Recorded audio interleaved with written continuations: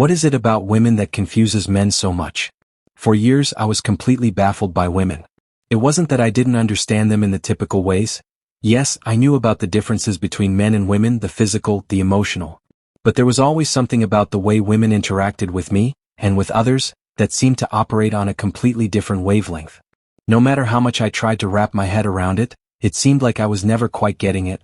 My confusion started long before I was married.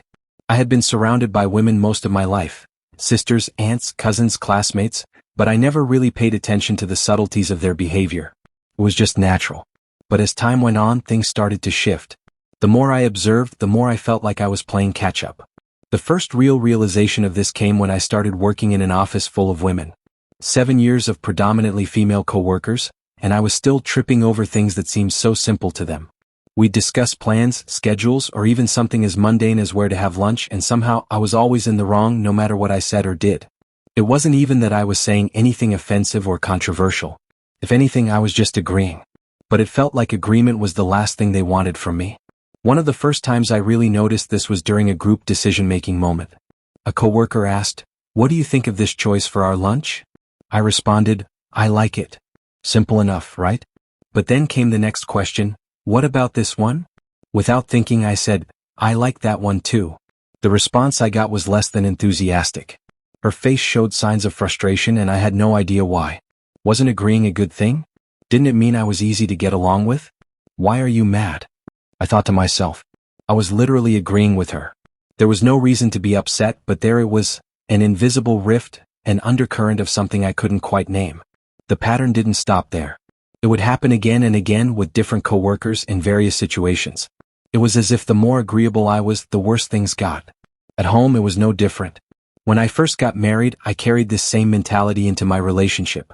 I thought that being agreeable, avoiding conflict, and always saying yes to what she wanted would make things smoother. But there came a moment, after one too many quiet, tense dinners, that my wife dropped a truth bomb on me. "You know," she said one evening, "being agreeable all the time isn't a good thing." Her words hit me like a slap. Not having opinions? It didn't make me easy to deal with. It made me look indifferent, like I didn't care about anything. But I do care, I thought, scrambling for an explanation. I just didn't want to create friction. But, as she explained, that was the problem. Women, it seemed, needed a certain amount of friction to feel that you were engaged, that you were invested in the decisions that affected both of you. I started to pay attention to that more closely. I wasn't necessarily faking opinions, but I learned how to express them, genuinely.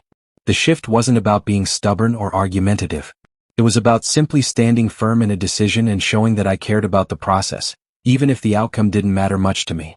My wife had made it clear, without that friction, everything felt shallow to her. So I adapted. It was a slow and deliberate change. I began asserting myself more, even if it was about the smallest of things. A decision about what to have for dinner? I picked a dish and stood by it. It didn't matter that I wasn't particularly attached to one choice over another. What mattered was showing that I had a preference, that I was actively participating. The real breakthrough came when I started to see the same dynamics at work with my coworkers. I had been working at a job where I was surrounded by women who seemed to have an innate sense of how to navigate the tension of group decision-making. I had missed all of it until one day during a scheduling meeting at work, things clicked into place. We were discussing break times, something trivial, right? But as I sat there, I realized that, for once, I wasn't just passively waiting for others to decide. I didn't want to sit back and just take whatever time was left, because I knew that would leave everyone unsatisfied with me. It wasn't about the break time itself, but about showing that I was involved. So, I made a decision even though it turned out to be a time another coworker had secretly wanted. When I proposed it, the entire mood in the room shifted. There was an unexpected shift in energy, but it wasn't negative. The women I worked with, all three of them, were visibly more at ease.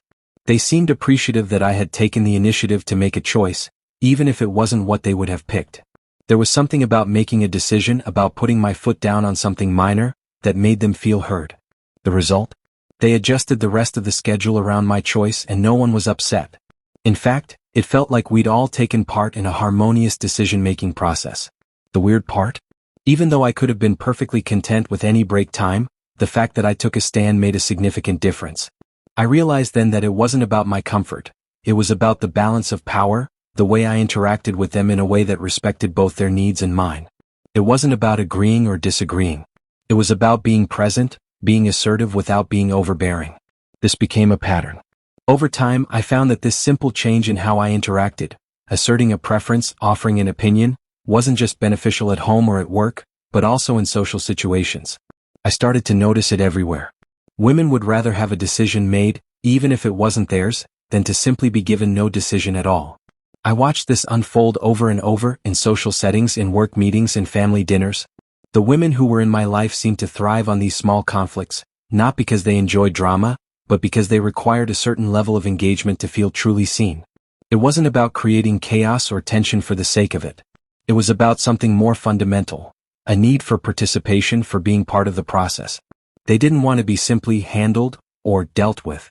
They wanted to know that you were involved, even if that involvement meant making a decision that wasn't always the most convenient. It wasn't about right or wrong, it was about the act of making choices together with a certain amount of friction in the mix. I had finally figured it out. It was like a light bulb went off. Women weren't seeking unnecessary conflict. They were seeking engagement. They didn't want things to be easy all the time. They wanted to feel like decisions mattered, like they had a voice, even in the most minor details of life. And once I understood that, things became much clearer. It was almost like I had been watching a reality TV show my whole life. One full of tiny, invisible conflicts that seemed unnecessary but were, in fact, the glue that held everything together.